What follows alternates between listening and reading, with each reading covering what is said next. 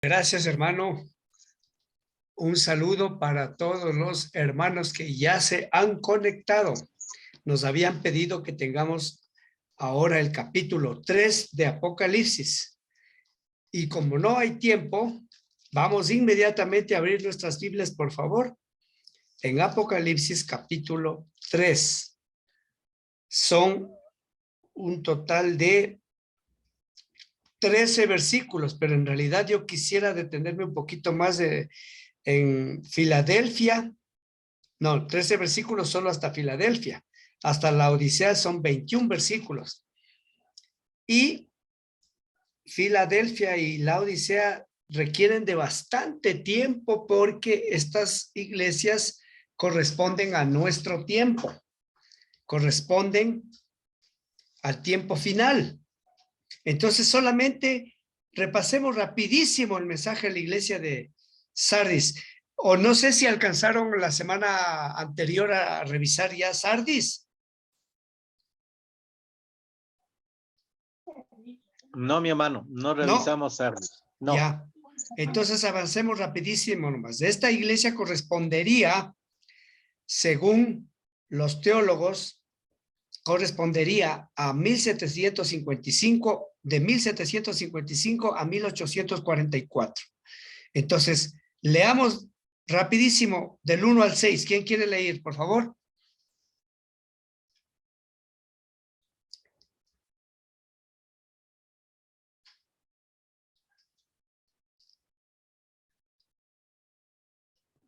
Leo capítulo 3, del 1 al 6. Por favor. Dice la palabra de Dios: escribe al ángel de la iglesia en Sardis, el que tiene los 7 espíritus de Dios y las 7 estrellas, dice esto: yo conozco tus obras, que tienes nombre de que vives y estás muerto. Sé vigilante y confirma las otras cosas que están para morir, porque no he hallado tus obras bien acabadas delante de Dios. Acuérdate pues de lo que has recibido y oído, guárdalo y arrepiéntete, pues si no velas, vendré sobre ti como ladrón y no sabrás a qué hora vendré sobre ti. Pero tienes unas pocas personas en Sardis que no han marchado sus vestiduras y andarán conmigo en vestiduras blancas, porque son dignas. El vencedor será vestido de vestiduras blancas y no borraré su nombre del libro de la vida. Y confesaré su nombre delante de mi Padre y delante de sus ángeles. Al que tiene oído, oiga lo que el Espíritu dice a las iglesias. Muy bien. Esta iglesia correspondería al periodo histórico de 1755 a 1844. Eso es lo que la mayoría de teólogos, sobre todo los adventistas, concluyen, porque no hay datos que nos dé un hito para saber aquí comienza y aquí termina. ¿Por qué se dice que se comienza en 1755? Porque en 1755 hubo la primera señal de el tiempo del fin, aunque el tiempo del fin aún no comenzaba. ¿Quién se acuerda cuál fue esa señal?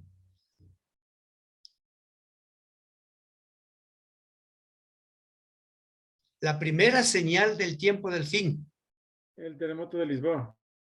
El terremoto de Lisboa en 1755, ¿no?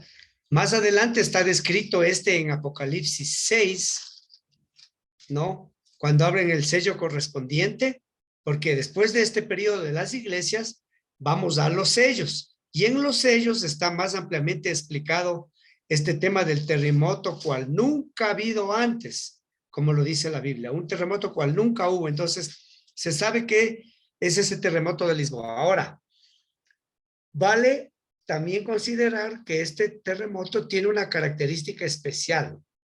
¿Creen ustedes que, no sé si con ustedes traté alguna vez este asunto? A ver, terremotos han habido toda la vida, todo el tiempo han habido terremotos, ¿verdad? Desde los tiempos de Jesús ya habían terremotos, desde antes de Jesús habían terremotos. Si han habido siempre terremotos, ¿por qué este terremoto marca un hito especial para hablar de que es el tiempo del fin? ¿Qué nos hace pensar que sería el tiempo del fin? ¿Quién sabe?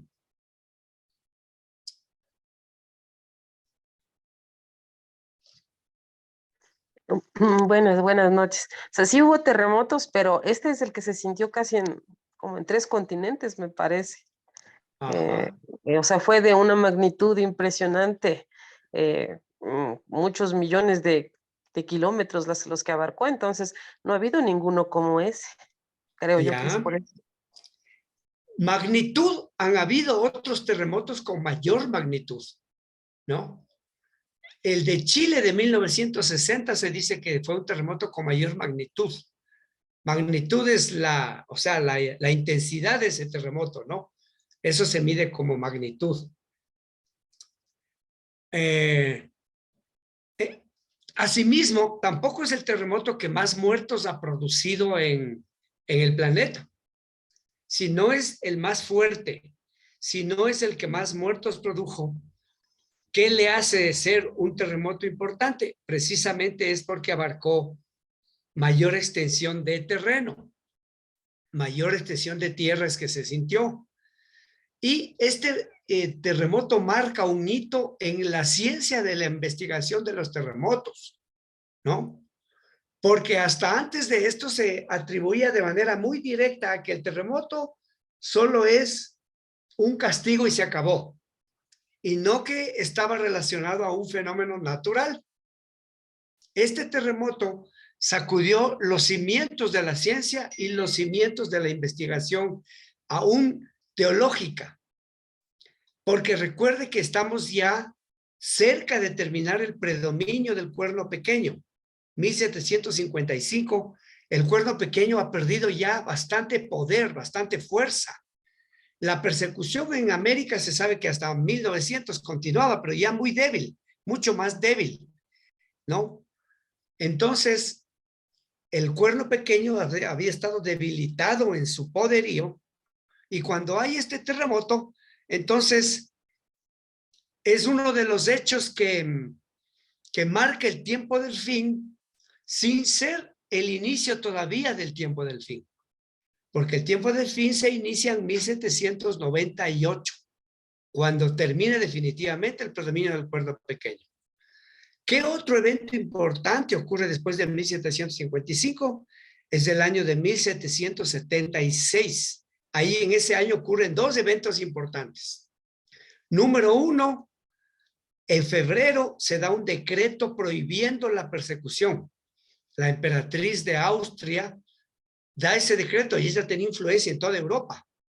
En 1776 ya era prohibida, ya era ilegal la persecución. Y ese mismo año, me parece que es en julio, nace los Estados Unidos de Norteamérica como nación, 1776. Y estamos cerquita ya de 1798, cuando el cuerno pequeño termina su predominio. Bueno, según los teólogos, desde 1755, esta señal que no es astronómica, es en la Tierra, porque es este enorme terremoto que está mencionado en Apocalipsis 6, pero Jesús lo omitió cuando dio las señales del tiempo del fin, no sé por qué, pero lo omitió. Jesús no habla de ese terremoto. Jesús solo habla del oscurecimiento del sol, la luna y el movimiento, el fenómeno con las estrellas, y no habla del terremoto, pero Apocalipsis sí habla, ¿no? Muy bien. Entonces, ¿qué le dice a Sardis? Sé vigilante, afirma otras cosas que están, las otras cosas que están para morir, porque no he hallado tus obras perfectas delante de tu Dios. Este es el reproche para esta iglesia. ¿Qué había pasado? Según la amenaza de Daniel 8, decía que el cuerno pequeño iba a echar por tierra la verdad, pelear contra el ejército del cielo, iba a vencer, ¿no? En la mente de los cristianos mismos, del remanente que se mantenía fiel a Dios, ¿qué ocurrió? Hubo una debilidad, pues. Si estaba tan difícil el seguirle fiel a Dios, darle fidelidad a Dios, en el remanente del pueblo de Dios había debilidad. Y claro, por eso aquí habla de que no he hallado perfectas tus obras, ¿no? Acuérdate pues de lo que has recibido, oído, y guárdalo y arrepiéntete, pues si no velas, Vendré a ti como ladrón y no sabrás a qué hora vendré sobre ti. Pero tienes unas pocas personas en Sardis que no han marchado sus vestiduras y andarán conmigo en vestiduras blancas. O sea, el remanente fiel está mencionando que se sigue fiel, pero eran muy pocas las personas. No se podría contar, ¿no? No se podría contar las personas que permanecían fieles a Dios. En este periodo, de 1755 a 1844, nace el movimiento llamado, a ver, varios movimientos en el mundo ocurrieron, pero lo que nos compete a nosotros, lo que tiene que ver con nosotros, ¿qué movimiento nace en este periodo? ¿Quién sabe? De 1755 a 1844 nace el movimiento. Millerista.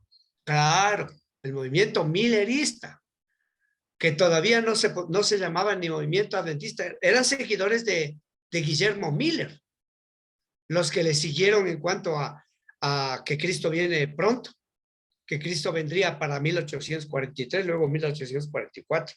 Aquí en este periodo nace el movimiento millerista. Me imagino, no tengo un respaldo concreto para decir sí, pero el versículo 4 donde dice, tienes unas pocas personas que no han manchado sus vestiduras, ahí pueden estar los pioneros de la iglesia adventista. Ahí pueden estar los pioneros, ¿no? Ahora también hay una promesa, que el que venciere se dará vestiduras blancas y no borraré su nombre del libro de la vida. Note que para este periodo todavía no existía la iglesia adventista, por lo tanto no había ni un bautismo en la iglesia adventista y ya había gente que tenía su nombre en el libro de la vida. ¿Sí nota eso? Había gente que antes de que nazca la iglesia adventista ya tenía escrito su nombre en el libro de la vida. Por eso, aquí la promesa es que no borraré su nombre del libro de la vida.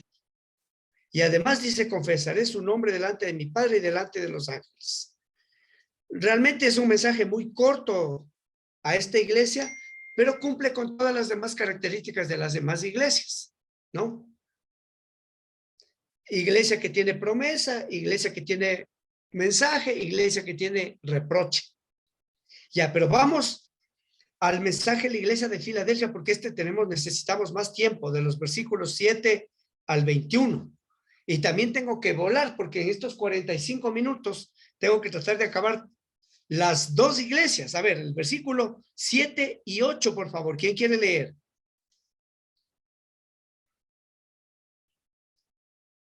3, 7 y 8.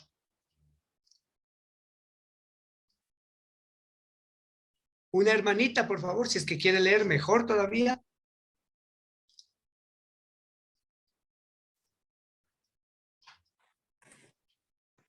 Escribe al ángel de la iglesia en Filadelfia.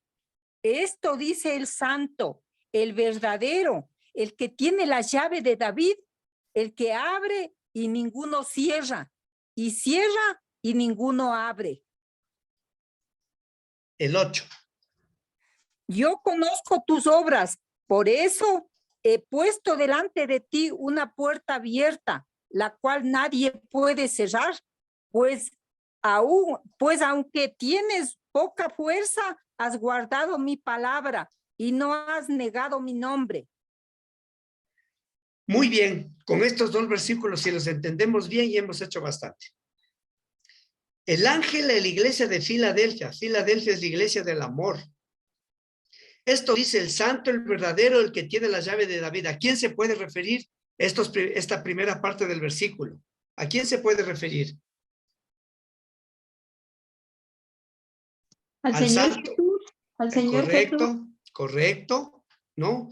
Y dice que tiene la llave de David, que abre y ninguno cierra, y cierra y ninguno abre.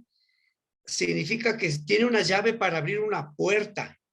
Una puerta va a cerrar y otra puerta va a abrir. ¿Qué puerta? Se abre y se cierra en 1844. Una puerta se cierra y otra se abre. ¿Cuál es la puerta?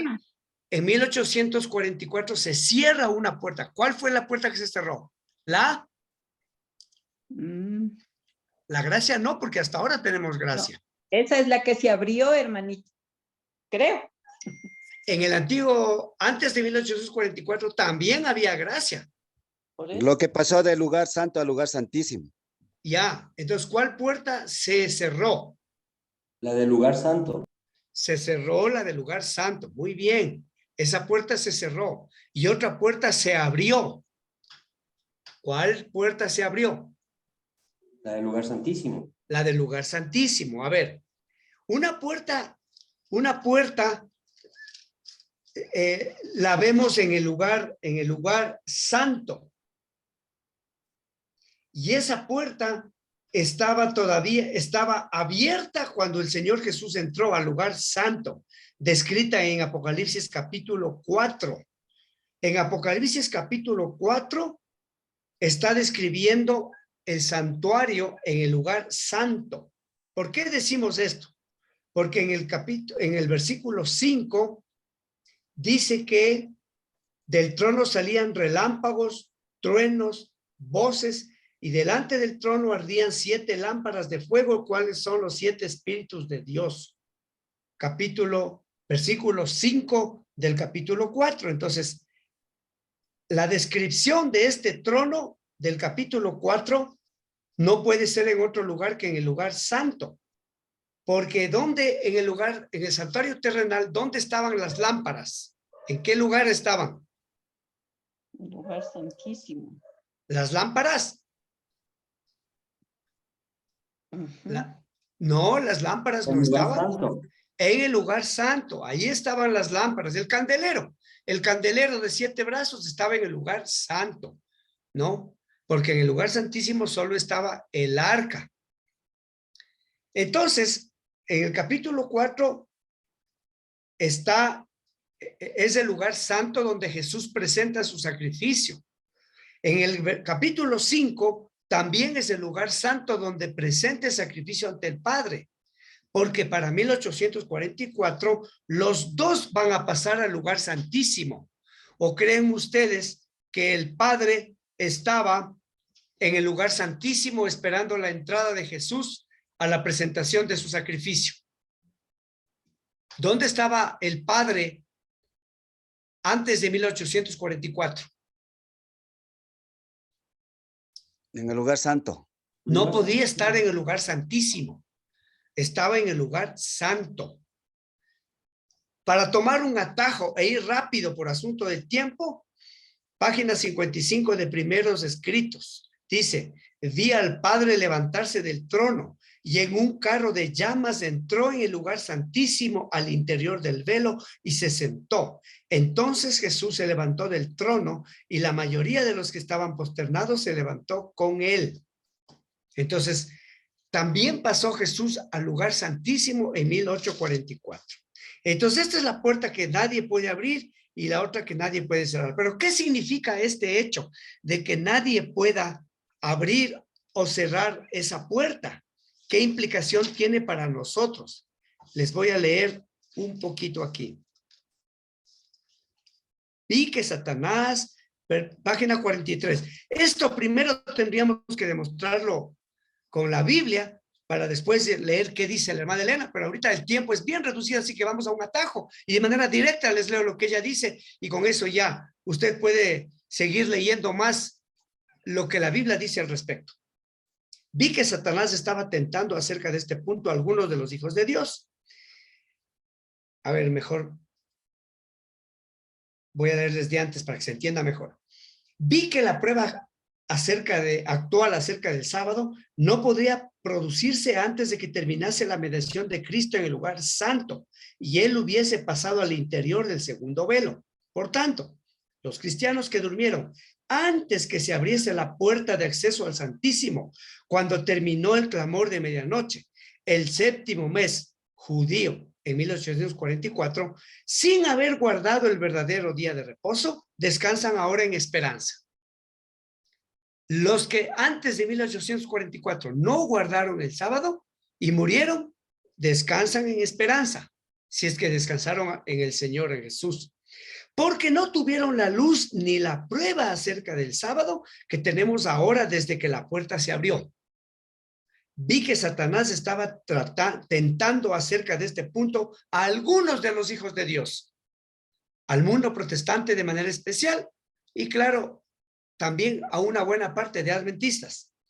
Debido a que tantos buenos cristianos se durmieron en los triunfos de la fe, sin haber guardado el verdadero día de reposo, dudaban de que este fuese una prueba para nosotros hoy. Entonces, eso significa que hay gente que quiere abrir la puerta del lugar santo y esa puerta ya se cerró. Por eso dice, abre y ninguno cierra, y cierra y ninguno abre. La puerta que se cerró, ya nadie puede abrir la del lugar santo. Pero se abrió la del lugar santísimo y esta hay una descripción más adelante en Apocalipsis también. En el 11:19 hay una descripción de la puerta del lugar santísimo abierto. A ver, ¿quién quiere leer, por favor?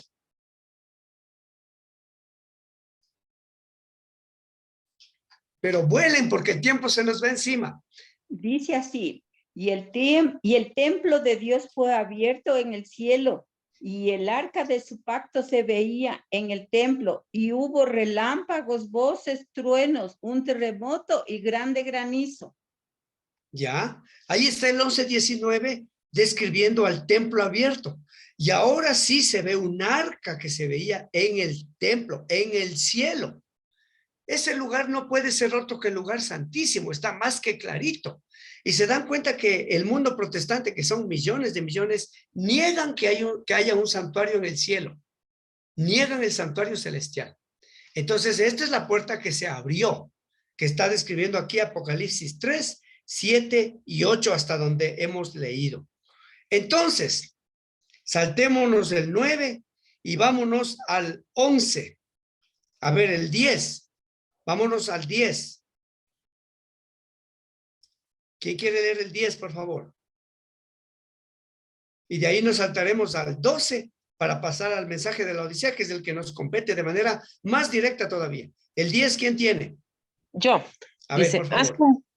has cumplido mi mandamiento de ser constante y por eso yo te protegeré de la hora de prueba que va a venir sobre el mundo entero para poner a prueba a todos los que viven en la tierra. Amén. Ajá.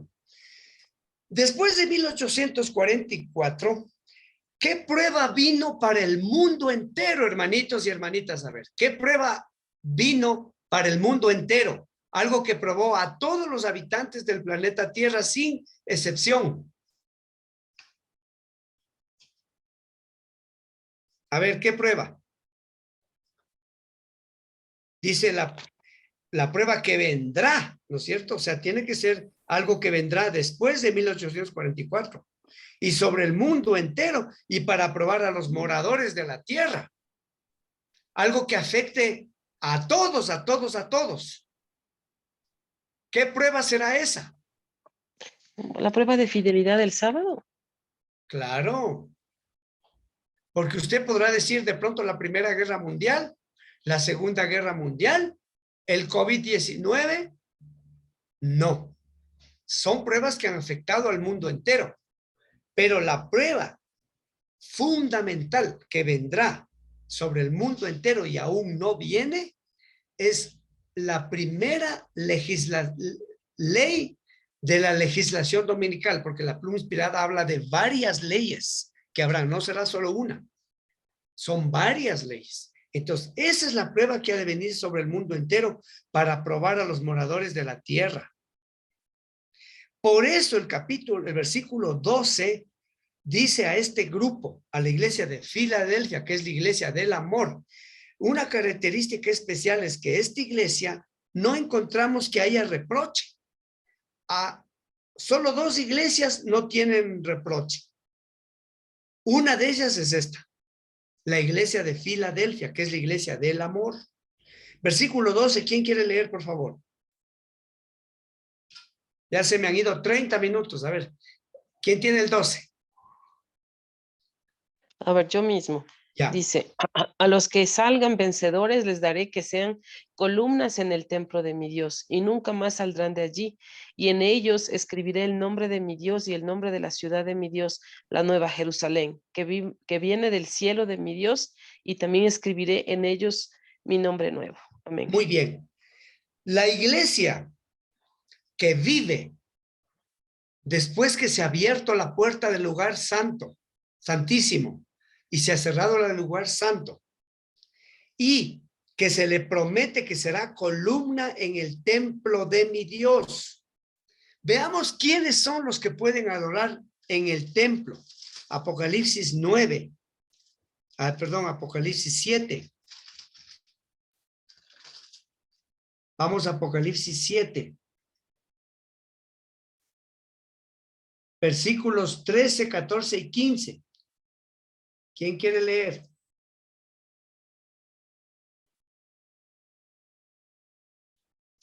Una de las hermanitas que está, por favor, participe. No deje que solo Alexandra lea.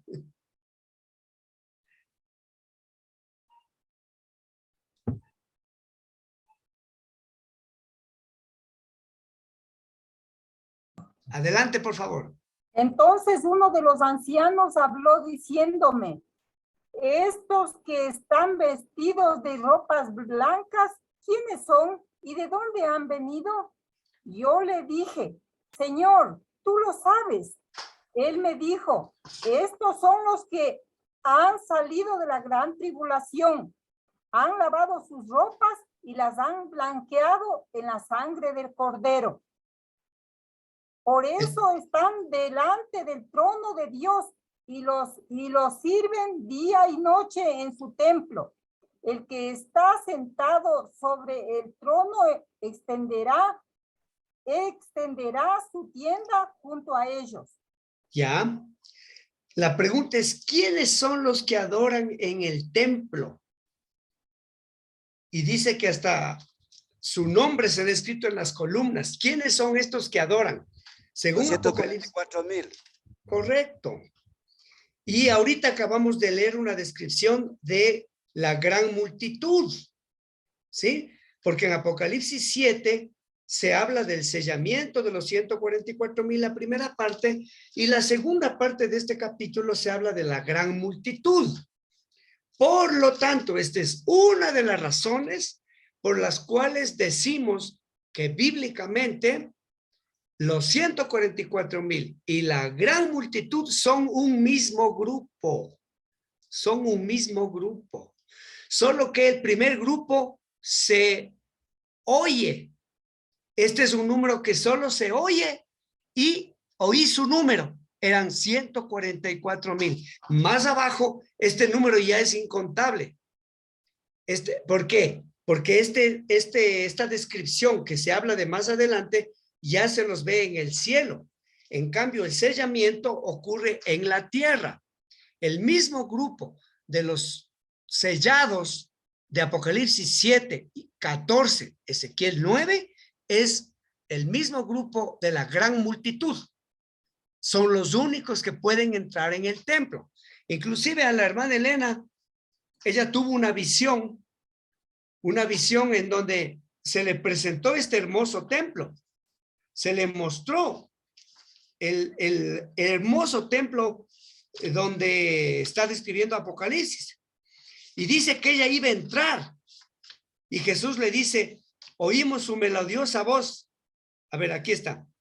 Cuando íbamos a entrar en el santo templo, Jesús alzó su melodiosa voz y dijo, únicamente los 144,000 entran en este lugar. Y exclamamos, aleluya. Página 19 de Primeros Escritos. ¿Quiénes son los únicos que entran en el templo a adorar? Los 144,000, que son gente que no pasó por la muerte. Es gente que no tiene la primera muerte, ni ninguna, porque es transformada en vida. Es el grupo que dará el fuerte pregón. Es el grupo que sentirá la transformación de la justificación por la fe en vida. En vida, ¿ya? Este es el grupo que forma parte de la iglesia de oro, que es la iglesia de Filadelfia. Por eso se le ofrece ser columna en el templo de mi Dios. Versículo, regresemos a Filadelfia. Al que venciere le haré columna en el templo de mi Dios. Versículo 12. Nunca saldrá de allí su nombre, ¿no es cierto? Escribiré el de mi Dios y el nombre de la ciudad de mi Dios, la nueva Jerusalén, la cual desciende del cielo de mi Dios, y también le daré un nombre nuevo. Qué interesante. La iglesia de Filadelfia es la iglesia triunfante del tiempo del fin.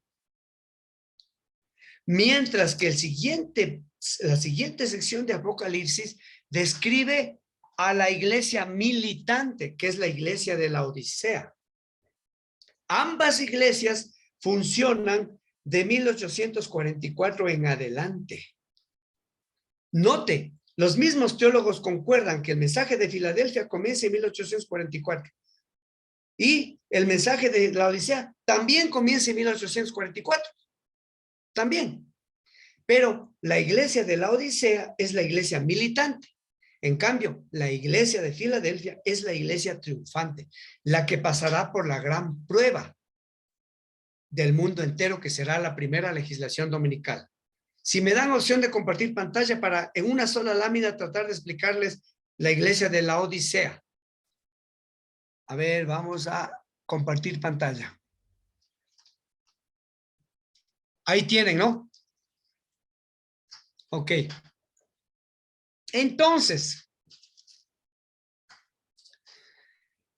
leamos por lo menos el versículo 15 del capítulo 3.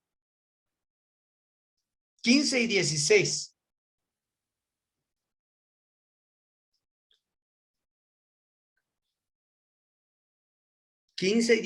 ¿Quién tiene? 3, 15, 16. Yo conozco tus obras, que ni eres frío ni caliente. Ojalá fueses frío o caliente, pero por cuanto eres tibio y no frío ni caliente, te vomitaré de mi boca. Ajá. Tal vez me estoy saltando algo muy importante, que es el versículo 14. Realmente estos versículos desde el 7 hasta el 21, habría que desmenuzarle frase por frase para tener un estudio amplio, ¿no? Este estudio general que lo estamos teniendo, espero que les sea de utilidad.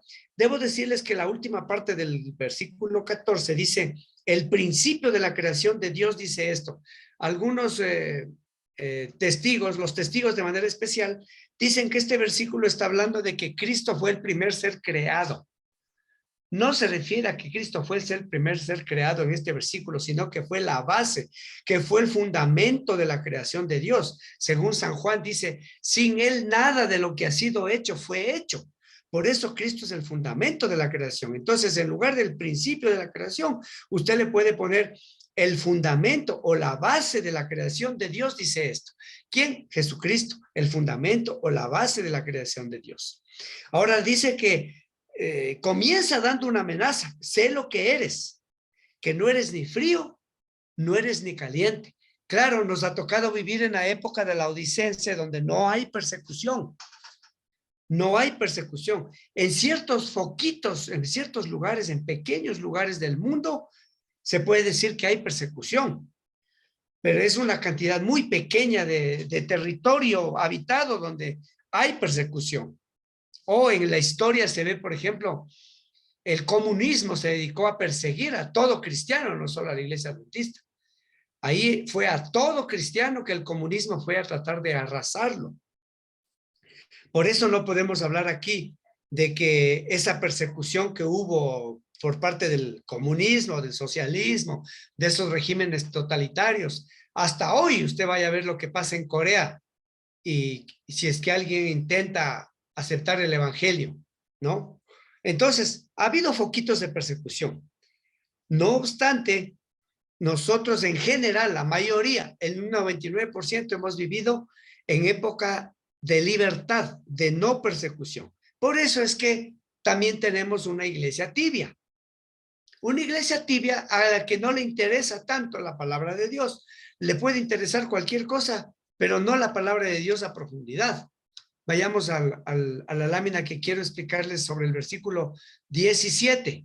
A ver, el versículo 17, léalo por favor.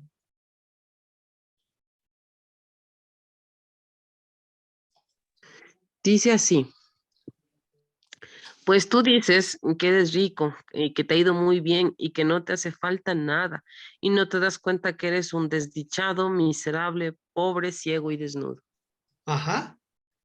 Mire, las características del desventurado desde el 15 hasta el 18, porque en el 18 también le dice que se compre vestiduras para que no se vista la vergüenza de su desnudez, y también unge tus ojos con colirio para que veas. Entonces encontramos que también el desventurado tiene 7 características. A ver, y usted vaya relacionándole con la iglesia adventista para ver si caemos dentro de esto. A ver, tibieza. Ponga ahí en el chat, sí o no ponga. ¿Ha visto tibieza en usted y en la iglesia? ¿Sí o no? Póngale nomás. A ver, quisiera ver que en el chat conteste para saber cómo se manifiesta la hermandad. Pero recién contesta una hermana. A ver, contesten si quieren unos 5. Van 2, 3. O puede poner no si usted no está de acuerdo. Usted puede no estar de acuerdo. 4 y un hito más. Ya, ok. Vamos a otra característica. Presunción. No hemos presumido de que tenemos el espíritu de profecía, que tenemos bastante luz. Eso es lo que creemos, pero no tenemos más luz que un católico se ha de ser. Tal vez un poquito más que un protestante, pero la luz de la palabra de Dios, que es la que transforma, la que nos sella, porque el sellamiento tiene que ver con un asentamiento firme en la verdad, ¿no? Esa luz todavía no, en eso es lo que estamos. Y algunos, espero que en este grupo no, hayan aprovechado la pandemia bien. Por eso, mire, si no fuera por la pandemia, ahorita no estaríamos reunidos. La pandemia nos ha llevado a esto. La pandemia ya se acabó prácticamente y por eso estamos reunidos y ustedes están conectados, los que están conectados. Pero es una iglesia presuntuosa, pero también es una iglesia autosuficiente. No tengo necesidad de nada, ¿no es cierto? Tenemos muchísima luz y no tengo necesidad de nada, pero no sabes que es un miserable, pobre, ciego y desnudo. 7 características de la desventuranza de la iglesia de la Odisea. ¿Cuántas características? 7. Como 7 bienaventuranzas hay en el Apocalipsis, también 7 bienaventuranzas hay en la iglesia de la Odisea, porque es la iglesia a la que le ha tocado vivir, nos ha tocado vivir a nosotros en este periodo. Ahora dígame una cosa con sinceridad, a ver, puede hacerlo audiblemente o escribiendo en el chat. Esta tibieza será solo a nivel de laicos, a nivel de iglesias. No habrá esta tibieza a nivel de misión, de unión, de división, de asociación, o será solo a nivel de iglesias o de instituciones. A ver, alguien que quiera contestar.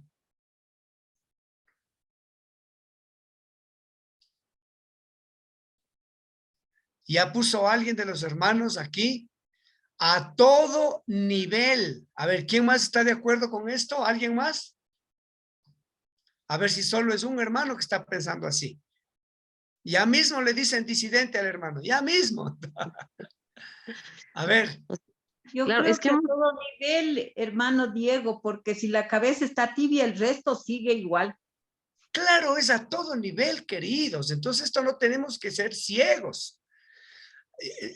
Me duele decir esto, hermanos, pero a veces hasta he visto idiotez en ciertos lugares de la iglesia adventista, pero una idiotez impresionante.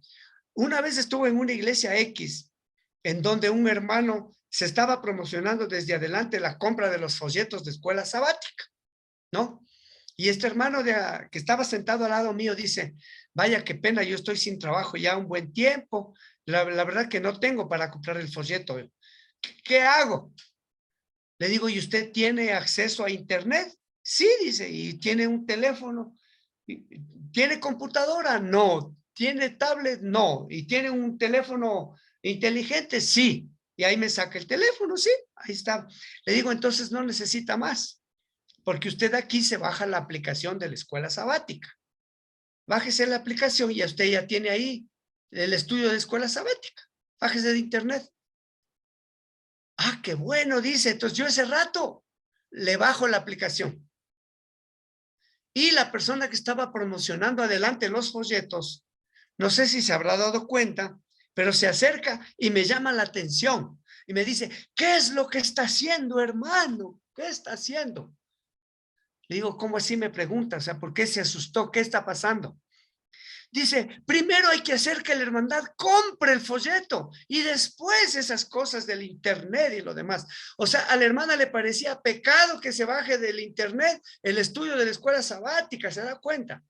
Le digo, ¿y cuál es la razón? Dice, porque primero tenemos que apoyar a la misión comprando el folleto. ¡Qué idiotez! O sea, el apoyo ha sido lo que más importa que el estudio de la lección. ¿Qué es lo que más importa, hermanos? Que usted gaste los $3.50, $4 que cuesta el folleto o que estudie la lección. ¿Qué es lo más importante? Dígame Estudiar usted. estudiar y aplicar, obviamente. Claro, eso era lo más importante. Ahora, hay hermanos que no soportan leer en pantalla y tienen el recurso para comprar el papel. Cómprelo, qué bueno. Pero si no lo tiene, como es el caso que estoy contándoles, ¿por qué voy a pensar que estoy en contra de la misión? Porque me bajo el folleto de me bajo del internet desde el año 1900, del año 2001 creo que es, o antes, si mal no recuerdo, yo ya me estaba bajando el folleto de ahí del internet, que ahí he estado todo el tiempo, ¿no? Pero hay cosas así, ¿no? Gente que cree que así funcionan las cosas y no se da cuenta que a todo nivel, en todos los niveles, va a haber tibieza. Entonces yo hablaba con un presidente de la misión y le digo, ¿por qué no se promociona primero el folleto? Ah, dices que vas a hacer quebrar al CES. ¿Se da cuenta? O sea que es un negocio ese asunto. Y lo peor que ni siquiera este presidente sabía que acaso son millonadas que se ganan con el folleto. Pero sí debe saber que, miren, en el año 1989, cerca del 90, yo estuve en cerca del 90, el año exacto no me acuerdo, pero estuve en un congreso de misión. En ese congreso, algunos hermanos decían que imprimamos el folleto aquí, que imprimamos en Ecuador para que sea más barato. Y casi lo bañan en sangre a este hermano diciendo que es una herejía, que eso es contra la obra, que eso no se puede hacer, no sé cuánto. Estoy mal, no es en 1989, fue en el 82. En 1982. Entonces toda la gente que estuvo en ese congreso, entre ellos yo, pensamos que así era, que ha sido una herejía tratar de imprimir el folleto aquí, que sería plagio, no sé qué, no pues le dijeron. El año siguiente yo me fui para Lima, a la Universidad Adventista de Lima. Y ahí veo que ya imprimían el folleto en el propio Perú. Y les pregunto, ¿y cómo han hecho para ustedes imprimir su propio folleto? Mientras aquí el folleto valía un equivalente, en ese tiempo era en sucres, pero un equivalente en dólares, como más o menos hoy, entre $4 y $5 aproximadamente que cuesta el folleto, el de alumnos, ¿no? El de maestros cuesta más. Me dicen, pero aquí estamos imprimiendo desde hace 15 años. ¿Y cuánto cuesta el folleto aquí? Costaba el equivalente a 40 centavos de dólar el folleto. ¿Se dan cuenta? O sea, no era un negocio para ellos. Pero aquí en el Ecuador sí era negocio. Hay que vender con ganancia para que sea negocio. Son cositas simples, le digo, queridos hermanos, pero la laudicencia está en todos los niveles. Entonces, el siguiente congreso, yo propuse otra vez que se imprima aquí el folleto y dijeron que no, que quién va a hacer eso, que es muy complicado, ¿no? Y ahí tenía hermanos que tienen imprenta y todo. Qué complicado. Lo que pasa que no quieren hacer la gestión. En la Interamericana también se imprime el folleto, en la división Interamericana en Colombia. Y ahí también cuesta menos de la mitad de lo que vale aquí. A mí me interesa que la gente estudie su folleto, no que compre. ¿Sí me hago entender, hermanitos? ¿Me estoy haciendo entender o estoy pareciendo herético? No, No, sí, hermano, totalmente de yo también acuerdo. estoy de acuerdo con usted. Mucha gente no compra el folleto porque no tiene dinero. Y a Claro, veces sí. cuando uno realmente quiere que estudie, se les da copias. Y eso también hice yo una vez. Y también casi me vayan en sangre. Yo saqué copias del folleto y saqué por lo menos unas 8 copias para dar a la gente que no tenía. Y les dimos fotocopias sacadas. ¡Uy! Dijeron que eso era plagio, que eso era pecado, que eso era pecaminoso, que eso era herético, que era un montón de cosas. Cuando vino alguien de la división sudamericana y estuvo este pastor que me dijo a mí eso, los enfrenté y les dije, a ver, ¿es o no herético sacar copias? Y este personaje de la división sudamericana dice, ¿cuál idiota te dice que no se puede sacar copias del folleto? Pues dice, si esto es hecho por pastores que ya ganan sueldo, en esto no hay ganancia. Si esto tenemos que dar lo más barato posible a todo el mundo.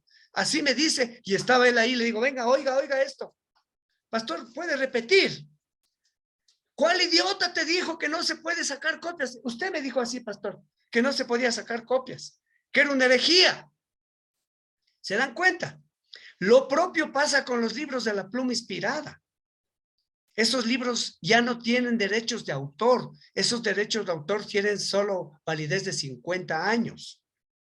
Y hay un hermanito de iglesia que aquí hizo miles de folletos del Camino a Cristo. Querían borrarlo de la iglesia por haber hecho el Camino a Cristo. ¿Qué? ¿Se da cuenta? Cuando ya no tiene derechos de autor. Luego este hermano hizo contacto con la Asociación Casi de Toras Sudamericana y pidió una autorización y le dieron de inmediato, imprima todos los que quiere, hermano, le mandaron en la carta diciendo que los libros de la hermana Elena ya no tienen derechos de autor. Hay que hacer llegar. Ahora usted del internet también puede bajarse todo lo que quiera, hermano. Y así gratis. Pero estamos en una mentalidad, como les estoy mencionando, en todos los niveles existe la odicencia, pero no tenemos nosotros que ser los juzgadores y peor los condenadores. Por eso es que este símbolo del Espíritu Santo, el versículo 18, que dice, unge tus ojos con colirio. Aquí está el remedio, con esto terminemos. El consejo, primero, ir de compras todos los días. Pero no al centro comercial, hermanitas, no se emocionará tanto. Tiene que ir de compras para comprar oro refinado en fuego. El oro refinado en fuego es la fe verdadera, la fe que obra por el amor. También dice que compres vestiduras blancas. Las vestiduras blancas representan al carácter de Cristo que lo tendremos cuando opere la justificación por la fe en nosotros.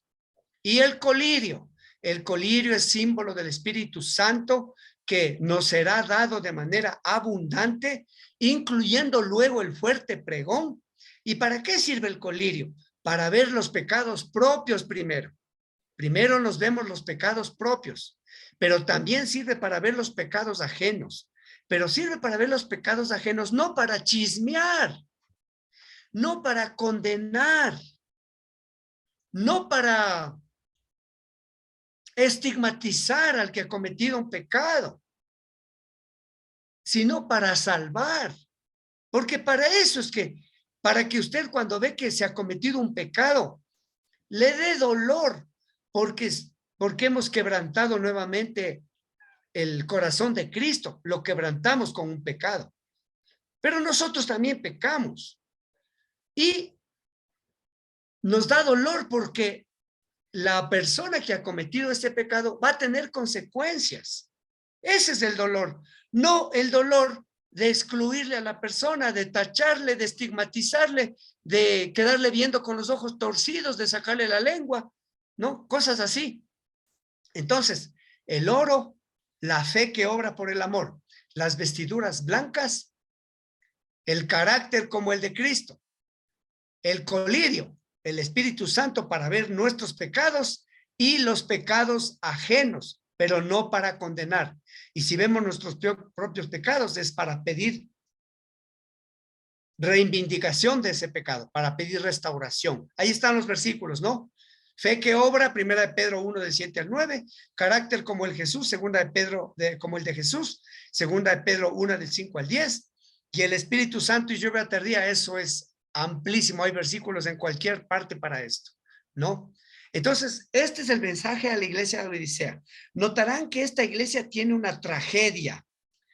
Leamos el último versículo y con esto termino. Esta es la tragedia de la iglesia de la Odisea. A ver, versículo 20, por favor. ¿Quién lo lee? Versículo 20. Mira, yo estoy a la puerta y llamo. Si alguno oye mi voz y abre la puerta, entraré a él, cenaré con él y él conmigo.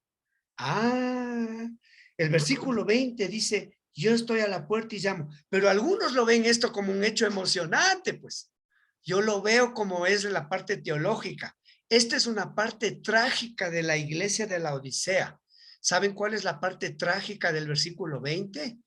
Que esta iglesia tiene a Jesús afuera. Porque si tuviera a Jesús adentro, Jesús no tendría que golpear la puerta para entrar, pues. Esta es la parte trágica, que Jesús está afuera, así, golpeando a la puerta, así, toc, toc, toc, toc, toc, toc, toc. Porque quien golpea la puerta es quien está afuera. Y por eso dice, yo estoy a la puerta y llamo. Si alguno oye mi voz, la profecía dice que será la minoría. La minoría de los 20 millones que ahorita profesamos el evangelio oirá la voz de Jesús golpeando a la puerta. Pero dice que abre la puerta, la promesa es, entraré a él, cenaré con él y él cenará conmigo, porque se entra a participar de las bodas del Cordero. Pero luego habrá una gran cena de las bodas del Cordero. Esa no ocurre todavía, eso es una parte profética, ¿no? Esa gran cena de las bodas del Cordero todavía no ocurre. Esta es una cena individual, familiar, en la que Jesús entra a nuestras casas, a nuestros hogares, a nuestro corazón. La hermana Elena dice, hay hogares donde yo no me quedaría ni un minuto porque no siento la presencia de los ángeles. ¿Por qué no se invoca durante todo el día la presencia de Dios en esa casa? Yo en esa casa no me quedaría, porque ahí los ángeles no están. Habrán casas de nosotros, queridos hermanos, que no invocamos la presencia de Dios. Sí, a todo nivel, en todo nivel es la condición laodicense. A nivel de instituciones, a nivel de todas las instituciones.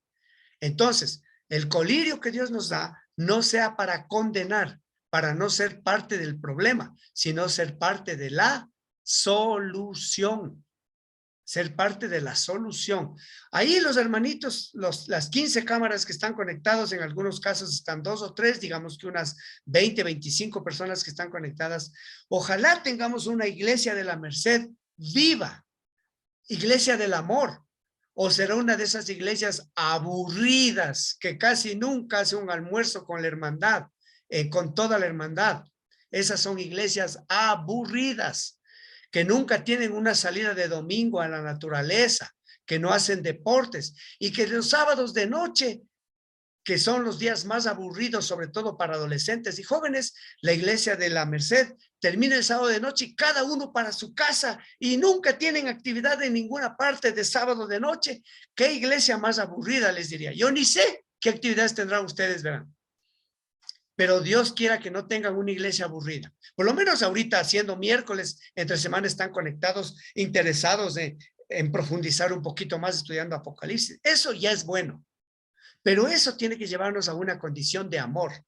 Y por eso quiero invitarles en esta noche a que se cambien de iglesia, queridos, porque como laodicenses nos perderemos toditititos. toditos, no importa el cargo que tengan ni los años que tengan militando en la iglesia, porque esta es la iglesia militante. Esta iglesia militante tiene que ser la iglesia triunfante. Le invito a que se cambie de iglesia. ¿A qué iglesia tendría que cambiarse? Filadelfia. A Filadelfia, es la iglesia del amor, la iglesia que no tiene reproche, la que pasará por la gran prueba, la que posiblemente, si Dios así lo permite, también no pasará ni por la muerte. Y si pasamos por la muerte, ya no seremos de los 144,000, pero tendremos privilegios muy cerquita a los 144,000.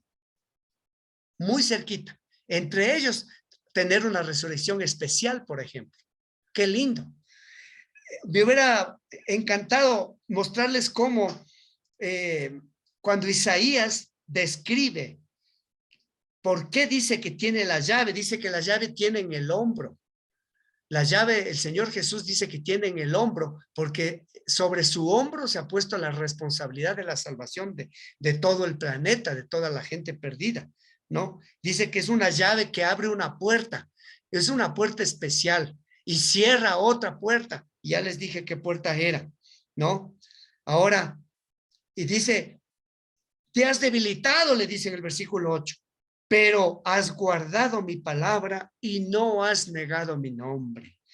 Esta es la iglesia a la que tenemos que pasarnos para poder ser salvos. Pero no es que seremos salvos por los méritos de haberme pasado de iglesia, no. Es el mérito de abrir el corazón o de abrir la puerta de la iglesia de la Odisea. Ahí hay otra puerta, pero aquí habla de la puerta del corazón. El que abre la puerta del corazón a los golpes de Jesús, que dice, quiero entrar a tu vida, a tu iglesia, a que sea una iglesia del amor, de la misericordia, del orden, del respeto. Qué lindo una iglesia así. Yo no conozco la iglesia de ustedes, pero les estoy motivando a que tengan una iglesia viva, una iglesia donde los hermanos se amen entre sí, compartan el pan, como dice el apóstol. No, en la noche por lo menos una vez tengan actividades. Una iglesia que cuando faltó alguien de la escuela sabática, este hermanito aparece después de un año y dice, ¿qué es pues? A los tiempos que has venido. En lugar del primer sábado que faltó, ese mismo día, llamarle, visitarle, te extrañamos, te estuvimos esperando. No, así pasa. En lugar de darle esa bienvenida, le dice, a los tiempos que ha venido. Capaz que le dicen, ¿cómo se ha venido? Si no era de que venga, usted ya está en la quinta paila. ¿No es cierto? Esa es la iglesia de la Odisea. Que Dios nos bendiga y que nos perdone nuestra falta de amor hacia la hermandad, nuestra autosuficiencia y todo lo que dice la iglesia de la Odisea. Los que quieren cambiarse de iglesia, pongan su manito ahí, hermanos. Yo también quiero cambiarme de iglesia. Todos los días tenemos que cambiarnos a la iglesia de Filadelfia. Pero esta será la última iglesia remanente. No hay más iglesia de la profecía. Muy bien. Ponga su manito los hermanos que todavía no han puesto la manito ahí. Ponga. Ahí, eso, así. Falta el hermano. Pero si no quiere, también no puede, no ponga. Si no quiere, no ponga. Pero yo le invito a que se cambie de iglesia. A la iglesia del amor, la iglesia de Filadelfia. La iglesia, la Odisea significa la iglesia del juicio. Precisamente es la iglesia que pasará juicio investigador y juicio de los vivos. Que Dios les bendiga, hermanitos. Hasta una próxima oportunidad. Si alguien tiene una observación o pregunta que hacer, estamos para oírle unos minutitos más si es que no le da sueño todavía. Mañana es feriado, pues. Mañana es vacación, así que no creo que se me salga humo de las orejas, ¿no es cierto? Así que si quiere preguntar o acotar algo, hágalo.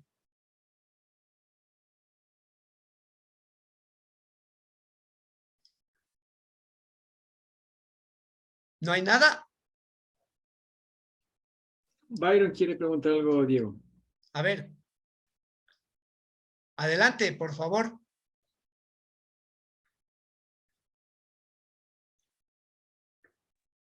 Buenas noches con todos.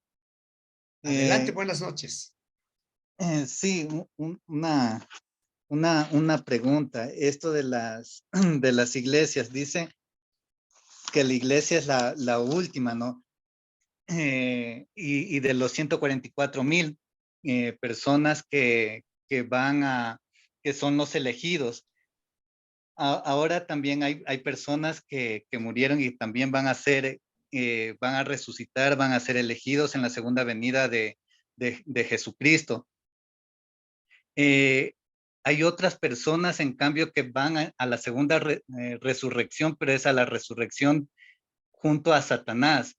Ajá. Ahora, mi consulta es, por ejemplo, los bebés, ellos no tienen ningún pecado, o como dicen en la Iglesia Católica, el pecado original. Ellos, ¿qué va a pasar con ellos? Porque ellos supuestamente no tienen ningún pecado. Ellos resucitarán, pero para el camino del bien, o irán con Satanás, porque o sea, eso es lo que no está claro. Como son bebés, y fallecieron, no vivieron y no tuvieron pecados. ¿Qué pasará con ellos? Ya. Los bebés, si es que sus padres o uno de sus padres está en el camino de Dios, está en el evangelio, los bebés se salvarán. Porque los bebés no han tenido pecado.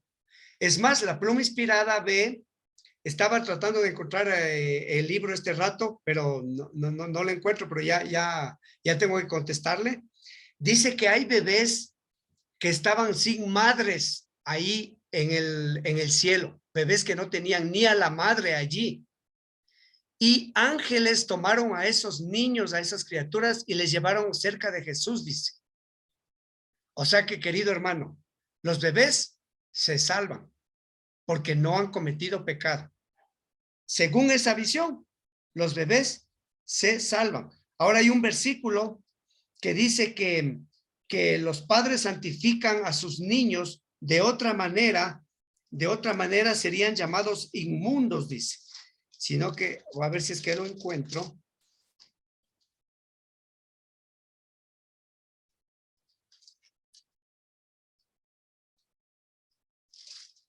El apóstol San Pablo es quien dice eso, pero este rato no lo encuentro.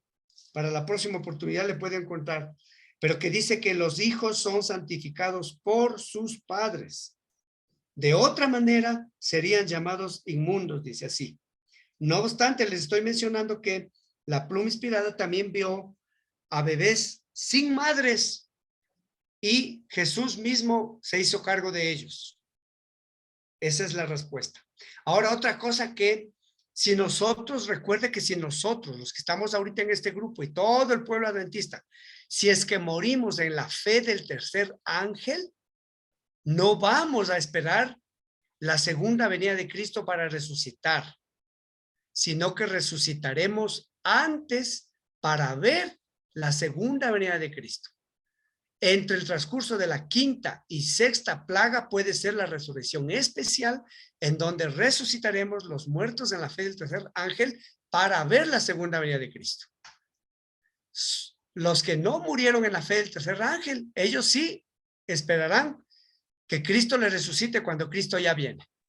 Perdón, hermanito Siga. Diego, creo que su versículo está en 1 Corintios 7:14. A ver, ya él lo encontró. A mí se me cayó y usted lo encontró. Aquí está. Sí, gracias. Aquí está. San Pablo lo dice en el 14. Porque el marido incrédulo es santificado en la mujer. Claro, la mujer le da la oportunidad al marido, que es un adulto, de que acepte el evangelio. Y la mujer incrédula en el marido, viceversa, ¿no? De otra manera, vuestros hijos serían inmundos, mientras que ahora son santos. Entonces, por los niños, que los bebés que llegan a morir y no tenemos pecado, y no tuvieron pecado y así murieron, si es que queremos encontrarnos con esos bebés, hicieron familiares nuestros con mayor razón, los veremos en el cielo a esos bebés, hermanos queridos. Los veremos en el cielo. Para eso tenemos que ir nosotros allá. El problema será que nosotros no vayamos. Ellos ya tienen seguro. Recuerden que Jesús les dijo, deje que los niños vengan a mí porque de ellos es el reino de los cielos. ¿No? Bien, ¿alguien más? ¿O ya quieren irse de feriado? A ver. 144,000, literal o, o como es simbólico. O simbólico. Con los versículos que les di, podemos deducir fácilmente. A ver, en Apocalipsis 7 dice, a ver, veamos. Usted va a deducir fácil esto. Los primeros 15 años de Adventista, yo creí que era un número literal, que solo 144,000, ni uno más, ni uno menos, quedaría vivo para dar el fuerte pregón. Los primeros años de Adventista. Si usted amplía el panorama y ve a la luz de todo lo que está aquí, va a darse cuenta de que el número no es literal. ¿Qué es lo que la mayoría de teólogos y de la iglesia cree? A ver, en el versículo, Apocalipsis capítulo 7,